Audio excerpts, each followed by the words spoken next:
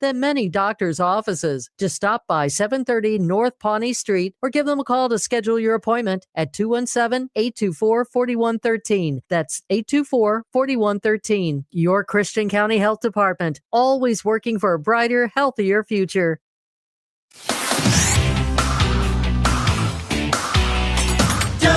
WTIM. Good morning, Central Illinois, and welcome to the WTIM Pana Morning Show on your information station. The show is sponsored by People's Bank and Trust, where they put people first, along with Pizza Man, Noren's Hardware, Bob Riding's Pana, and Okanee Chop Shop. I'm your host, Reed Kamai. We're actually going a little bit past Pana for this first conversation. Because it is with the folks at Shelby Electric Cooperative and one of their new subsidiaries. And so I've got two guests from there joining me this morning. I'll introduce each of them to you one at a time so you can put a voice to a name.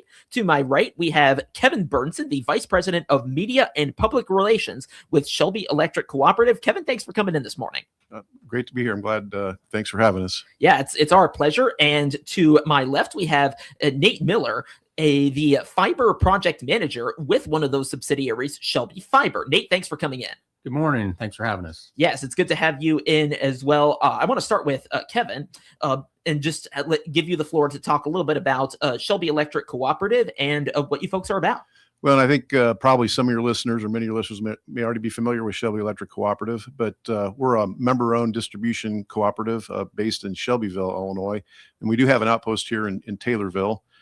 Basically, we were formed back in 1938. Basically, the farmers needed electricity. Some of the bigger communities had electricity, but the farmers didn't. So there was a need. The government started a program, and the investor owners didn't see the value to serving the rural areas. So farmers got together and decided, can we use the funds? And they started electric distribution co-ops. Hence, Shelby Electric started. We started with just 3 counties, and now we serve all our parts of 9 counties. And we have about 2,000 miles of energized line and about what we call meters. We have about 10,000 meters out there, maybe 9,000 and some members. They're owners of the cooperative. And just as the need for electric out in the rural areas, we also try to fit other needs that maybe aren't being served or the underserved areas. So we started a propane subsidiary or bought a propane subsidiary. So we have Shelby Energy Company. They obviously do the bulk oil and the propane gas, and they also do Generac generators. And then there was, through some surveys, there was a need for internet. So we did a fixed wireless system, line of sight product called PowerNet. Been doing that since 2008. And then obviously to keep people in the rural areas and just the way technology is going and just the overall need, home businesses, farmers with getting online to get their catalogs and equipment things. We saw the need that we needed to bring fiber out. So about 2 or 3 years ago, we started Shelby Fiber to serve the needs of the underserved, because there are areas that still don't have good quality internet. And also we're going to build a backbone around our territory. So that way we've got good communications internally. And then while we do that, we're going to we're going to build out to our members fiber. So over the next couple of years, we'll have our territory hopefully full of Shelby Fiber customers. Yeah, so it sounds like a very wide range of services. How well would you say the company has kind of kept up with the changing needs of society and the ways that technology has changed over the years? We really we've got early on we had a smart meter. We've got a Smart Hub. It's an app that allows us to communicate, our members to communicate to us, outages, reporting, let them different notifications. They can check their use. A lot of people want to monitor their use, see how much energy they're using and maybe what they're using it for. So through Smart Hub, we're able to do that. So we try to see what we do kind of every 2 years we do a survey, and our members give us feedback, and that helps us decide maybe the direction we need to go or what else we need to look at. We're primarily electric distribution, providing electricity to our rural members and some agriculture businesses and other industry as well. We serve 2 of the Walmarts, one in Shelbyville and one in Taylorville. We've got IHI Turbo, graphic packaging. So we do have pretty good industrial load, but it's our base, our member, our rural farmer members is kind of what we're all about. Yeah, no, that's I mean, I'm a big fan of technology, so I like hearing about that. Talk about the co-op side of what you folks do. Like, how can a member, like a co-op member, benefit from being involved in this service in a way that they maybe wouldn't expect from a more like kind of privately run company? Well, we're member owned, so obviously we're not for profit, so we try to meet the needs of our members at cost basis, and any money that we would generate over and above what it takes to operate the system, that we call capital credits. So we have a retirement situation with capital credits. So at some point, a member will get a dividend from the cooperative after so many years of being a member. So in that way, we're different. We're territorial based. So if you live within our territories and all our parts of 9 counties, you'll be a cooperative member. So it's not like I want to be with this utility or be with that utility. You're kind of in our service territory, so you're going to be part of the cooperative, and it's member based. So it's just value in the fact that you have a say in how the business is run. We have an annual meeting. We have a board of directors. We have one in each of our districts. So if you have an issue, you can easily reach out to us. We answer the phone still. You don't have a robot or some punch 8 to get to here, or leave a message kind of thing. We do have somebody that answers the phone still. So we feel like even though we're reaching the technologies that we need to be offering our members, we're also still that local service where a lot of us live and work in the area. Yeah, and I think that local reliable connection is something that a lot of folks would find important, and it sounds like you have that there. That's Kevin Burnson, Vice President of Media and Public Relations with Shelby Electric Cooperative. I want to now turn our attention over to Nate, who's going to talk a little bit more about Shelby Fiber, one of the newer subsidiaries under Shelby Electric Cooperative. First, just give us a little bit of an overview about Shelby Fiber and what folks might expect if they're looking into it. Sure. So we started Shelby Fiber here a couple years ago. Like Kevin mentioned, we've had PowerNet, our wireless internet service, since 2008. We kind of looked at that and evaluated, the limitations of the wireless service and kind of looking at where the technology was going, and, decided that the wireless just wasn't going to keep up with technology anymore. So if we were still going to stay in the internet business, we needed to get better at it and be able to offer faster speeds, more bandwidth. So then it was really kind of looking at how do we do that? Well, that's fiber. Fiber is the way to go. It's the best technology out there to provide a reliable and fast service to our members. So that's where we kind of looked at opportunities there. And then, with trying to maximize grant opportunities that we can use that, help subsidize those builds and enable us to reach more of our members that way. And like I said, Kevin mentioned being member owned. So we're always trying to be pretty aware of, what the cost is to do things, to offer a service or run a business. So any way we can offset those costs, that's a benefit to our members. But we also, running PowerNet, it's filled a nice void since 2008.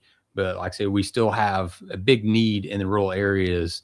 And like Kevin talked about with electricity back in the late 30s and early 40s, we have a lot of fiber companies in the area, but they're not building the rural areas. They're staying in town and where there's denser population bases. It's a better business model for them. But they just weren't really interested in building in the rural areas. That's really where our members live. So the fiber was another way, that we can serve our members and improve their quality of life. Yeah, and it sounds like it's reaching a lot of them. Now, we were talking a little bit before the break, or before we got on. Soon we'll go to a break, but you mentioned Macon County that is kind of the next target for customers that you're going to reach. Does that sound accurate?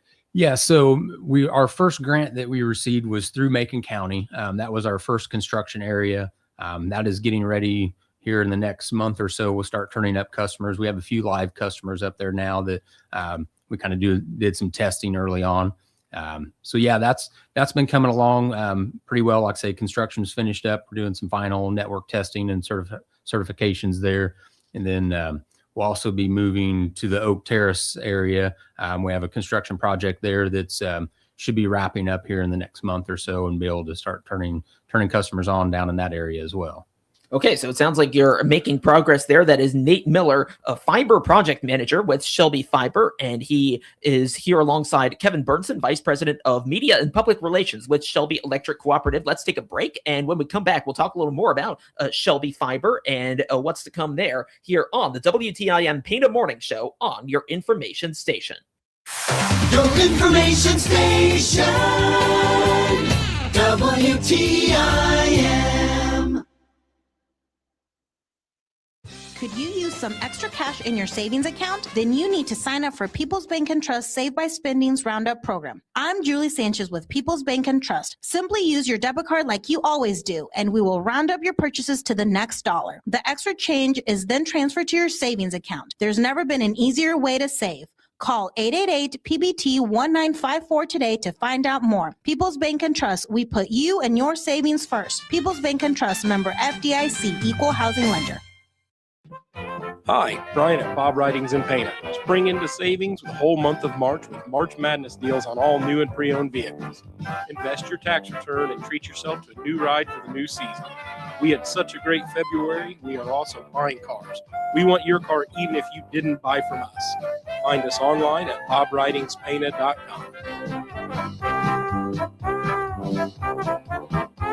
Compare with us, come save with us, we're closer than you think. Looking for quality meat you can trust? Come to Okanee Chop Shop, where it's truly from the pasture to the plate. Now scheduling beef and hog processing. So call 217-539-0003 today. Appointments are filling fast. We're also hiring a full-time butcher. Experience preferred, but we're willing to train the right person. Apply in person or give us a call. Now offering wholesale processing plus beef and pork bundles always available. Stop it today at 109 U.S. Highway 51 in Okanee. Okanee Chop Shop, from the pasture to the plate. Dinner time just got easier with Pizza Man of Pana. Enjoy great food that includes amazing pizza, tasty pasta, salad bar, and chili. On Monday nights, enjoy the spaghetti special with garlic bread and a side salad for $8. On Tuesday nights, come in for the lasagna special with garlic bread and a side salad for $9. On Wednesday nights, grab yourself an individual pizza and side salad for $9. Pizza Man of Pana is proud to be serving Pana and the surrounding areas with great Italian food since 1985. Hello, this is Phil Deal, Republican candidate for Christian County Sheriff. As a lifelong resident of this county, I have worn many hats: police officer, business owner, husband, father, pawpaw, and friend. I have lived and worked my entire life here. I've raised a family here and will work tirelessly to ensure that this county remains a safe place for all to live. With a heart of service and commitment to family values, I would be honored to earn your vote for Christian County Sheriff on March 17th, paid for by friends of Phil Deal for Christian County Sheriff. Hi, this is Carl Krumsick. Why do you need a monument? It's a place to visit, to remember, and to begin healing. At Krumsick Monument Company, we're locally owned with low overhead, so families can honor their loved ones without overspending. We offer complete services of cleaning, resetting, and adding death dates. Let us design your legacy in beautiful granite. Call 217-825-5197 for an appointment. Krumsick Monument Company, 114 North Webster Street, Taylorville, Illinois.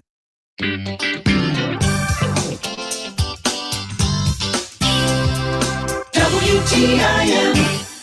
Welcome back to the WTIM Pana Morning Show on your information station. The show is sponsored by People's Bank and Trust, where they put people first, along with Pizza Man, Noren's Hardware, Bob Writings Pana, and Okanee Chop Shop. I'm Reed Kamai, and like I said at the top of our show, we're going a little past Pana for this first conversation here and talking with the folks at Shelby Electric Cooperative and more specifically, Shelby Fiber. I've got Kevin Burnson, Vice President of Media and Public Relations with Shelby Electric Cooperative, with me in studio, and also with me in studio, Nate Miller, Fiber Project Manager with Shelby Fiber. So we were talking quite a bit in the first segment about Shelby Electric Cooperative and about Shelby Fiber as well. Now, you folks have had to overcome some legislative hurdles in order to get Shelby Fiber kind of up and running in more ways than one. Talk a little bit about what that was like and how you got through it. So yeah, we mentioned earlier, Macon County was kind of our first construction project there. We started that project and really we're going through and negotiating new easements to be able to offer, fiber internet service. Our electric easements only cover electric service, so internet is a telecommunication service. So that was a pretty big hurdle. It took us, after basically about 3 years, we got about 75% of the easements we needed renegotiated. So we were kind of really running into, roadblock with the last, quarter of those. But last year, last August, the governor signed some legislation they passed in the spring session that enables us to use our electric easements for broadband purposes. So we just have a notification process that we send out notifications in our construction areas to the landowners, just to let them know we've got a project going on and what we're doing. And then there's a nice process there to follow. So it took, months of negotiations with landowners down to a simple notification letter that went out. So that was a real game changer for us in the time that it takes us to, not necessarily build the network, but to be able to offer services over the network. And these easements we didn't really do anything different with the easements. They were easements we already had. It was more, like Nate said, just to get the telecommunications piece through it. And the Farm Bureau was a big help with this as well, pushing this through. They were a good partner for us in this effort. Yeah, and it sounds like they have a lot of the connections to to the government, to the regulators, and it seems like from what you're saying that kind of helped move things along a little more quickly. Correct. Sure. Yeah.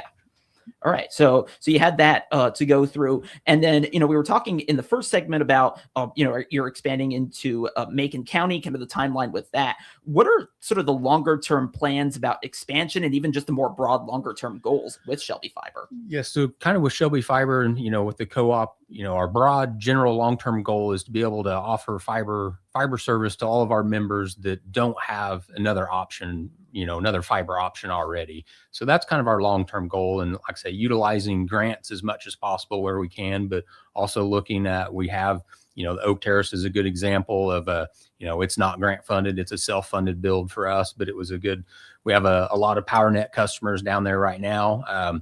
And it's just not keeping up with demand. So it was a good area for us to target. It's all of our members. So anywhere we can, build fiber to our members that don't have a good option, that's where we're trying to hit. And we're finding a lot of people can't wait for us to finally get lit up and get to their areas. So we've had a few member meetings, and there's good excitement. I think some are getting impatient, but we're coming. Yeah. No, I think, and it sounds like, you folks are kind of using the opportunity now to educate folks and let them know kind of what's on the horizon for them to hopefully get excited and maybe a little bit impatient about. Yeah, we've got, like I say, the Macon County project is getting ready to light up. Oak Terrace is getting ready to light up here. In both of those areas here in the next couple months. We've got construction going on kind of around the Taylorville area, Christian County area, building that, and then we'll move into kind of Westerville and Lakewood areas will kind of be after we finish out Christian County there, and then kind of continue building on from there.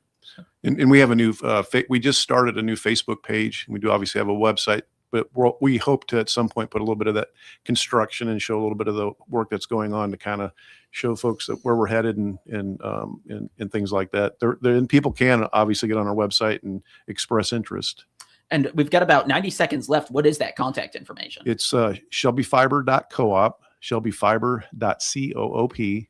The phone number to reach customer service people are 217-774-2323. And again, we will have live person answering that. We do have the website, like I said, and we also have the Facebook page that you can look up as well.